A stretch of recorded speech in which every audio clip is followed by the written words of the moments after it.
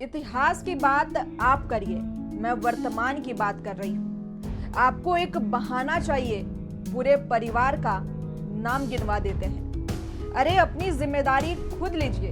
11 साल से सत्ता में हैं आप।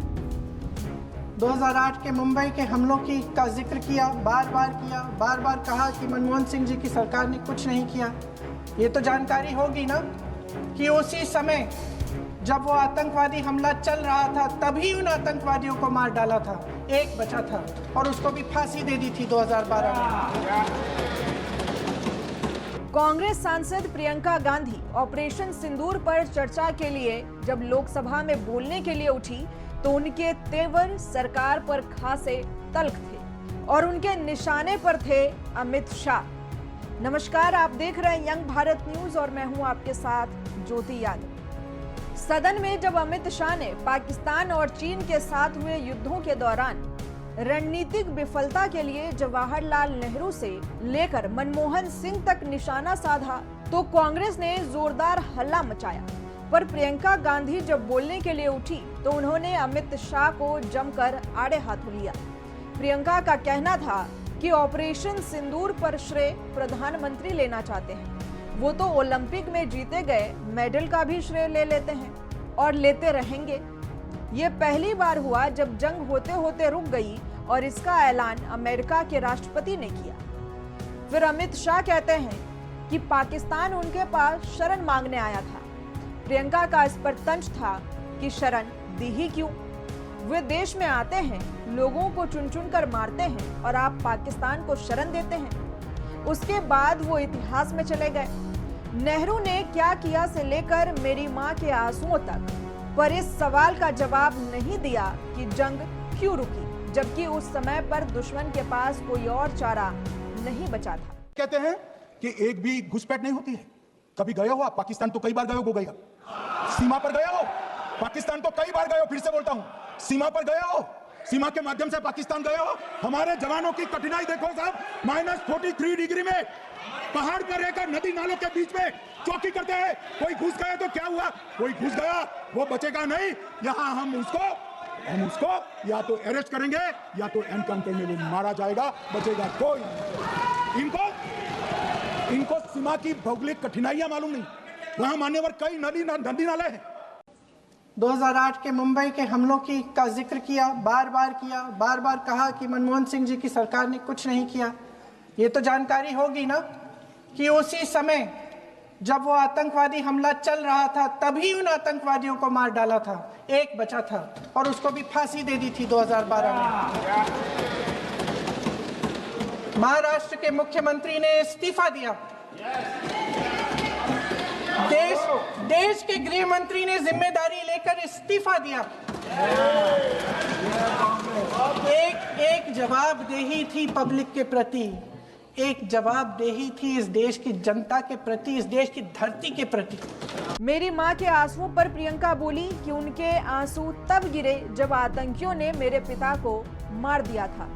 तब वो केवल 44 साल की थी। प्रियंका का ये भी कहना था कि ऑपरेशन सिंदूर पर मकसद अगर पाकिस्तान को सबक सिखाना था तो ये अभी अधूरा है, क्योंकि हमारी कूटनीति विफल रही है। वैसे महोदय, मेरी मां की आंसू की बात किए, मैं इसका जवाब देना चाहती हूं। मेरी मां के आंसू तब गिरे जब उनके पति को आतंकवादियों ने शहीद किया, जब वे मात्र 44 साल की थी। और आज अगर मैं इस सदन में खड़ी हूं और उन 26 लोगों की बात कर रही हूं, मैं इसलिए कर रही हूं क्योंकि मैं उनका दर्द जानती हूं, महसूस करती हूं। अगर हमारे विमान युद्ध में नहीं गिरे तो सरकार बताती क्यों नहीं है? सवालों से बचने के लिए सरकार हमेशा प्रयास करती है। इसकी राजनीतिक कायरता बेमिसाल है। सच ये है कि इनके दिल में जनता के लिए जगह नहीं है, और कुछ है तो केवल राजनीति और पीआर। जनता को देख नहीं पा रहे हैं। उनका कहना था कि पहलगाम में 26 लोग मारे गए, उनमें 25 भारतीय थे। बीजेपी की तरफ से शोर मचा कि वो हिंदू थे। प्रियंका ने साफ तौर पर कहा कि वो 25 भारतीय थे जिनकी सुरक्षा का कोई इंतजाम नहीं था। पति, पिता गुजर गए। उनमें से 25 भारतीय थे। भारतीय थे।